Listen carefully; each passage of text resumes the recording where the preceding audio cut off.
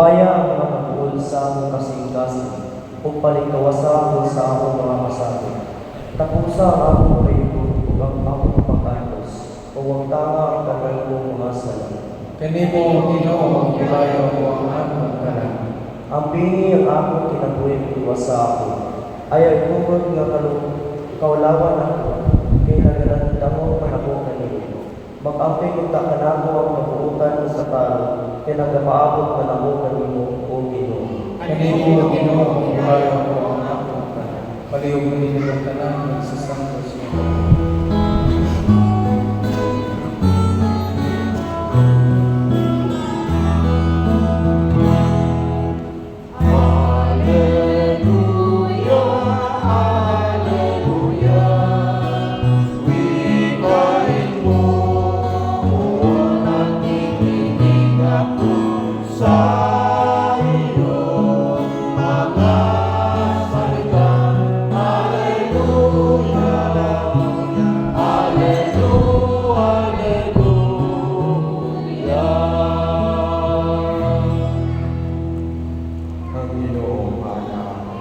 Manaw sa kanino, Magbasa sa Santos ng Evangelyo sa Balang Juan. mayaw ikaw.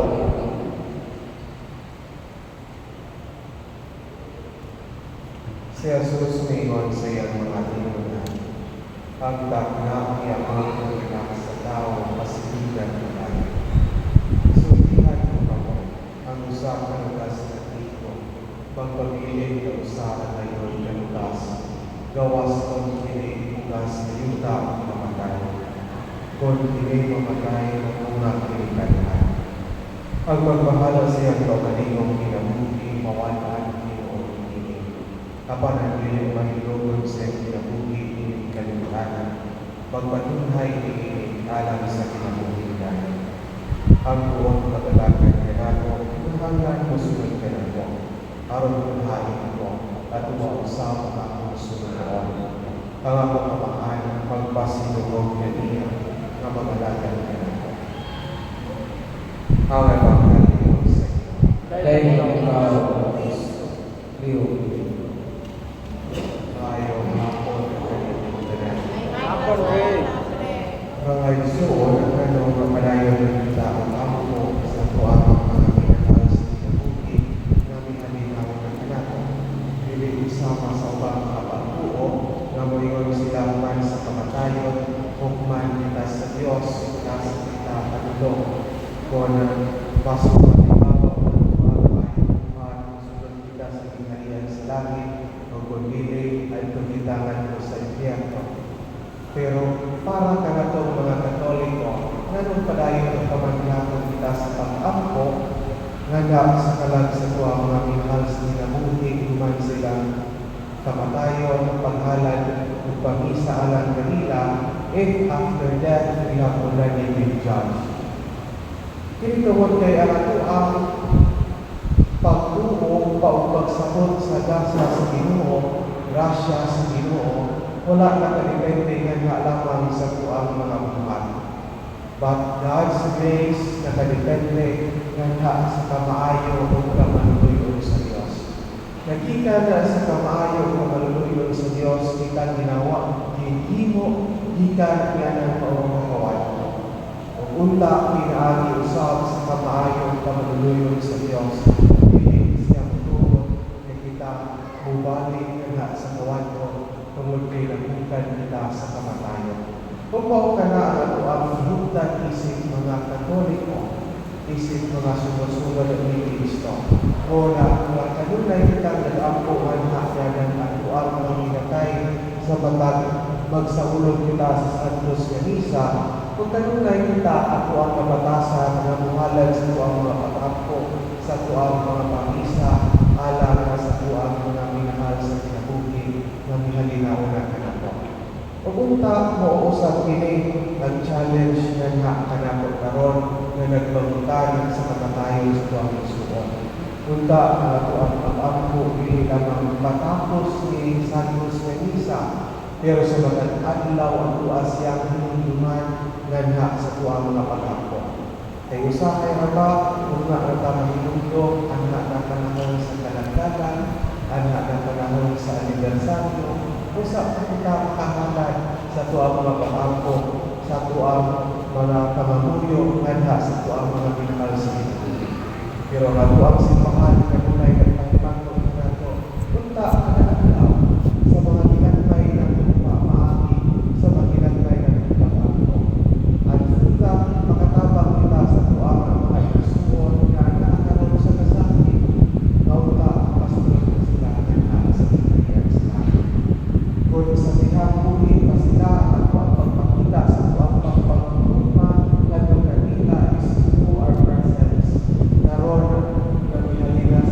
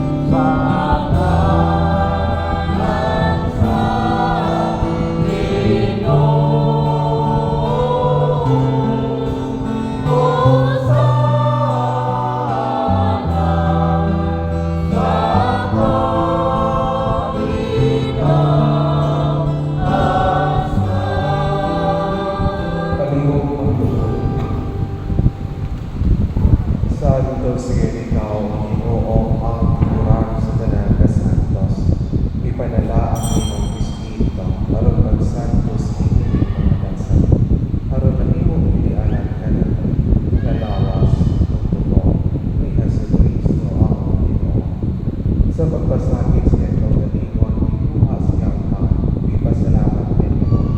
Ipita sa mihatan inihin adto sa iyang mga tinunan at lingon. Dawala kini ninyo matanan kanta. Kay kini mao ang akong lawas kay bigyan alam kaninyo.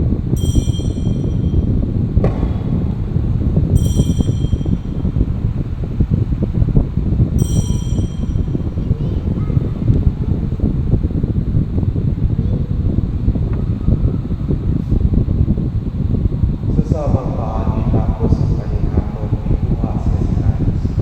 Ipasalamat kayo ng pag-usap. Bihatag ini adto sa iyang mga tinunan at lingon. Dawatan kini, ug pag-inom kamo matanan, ikan ini. Kay kini mao ang kalis sa akong dugo. Sa bako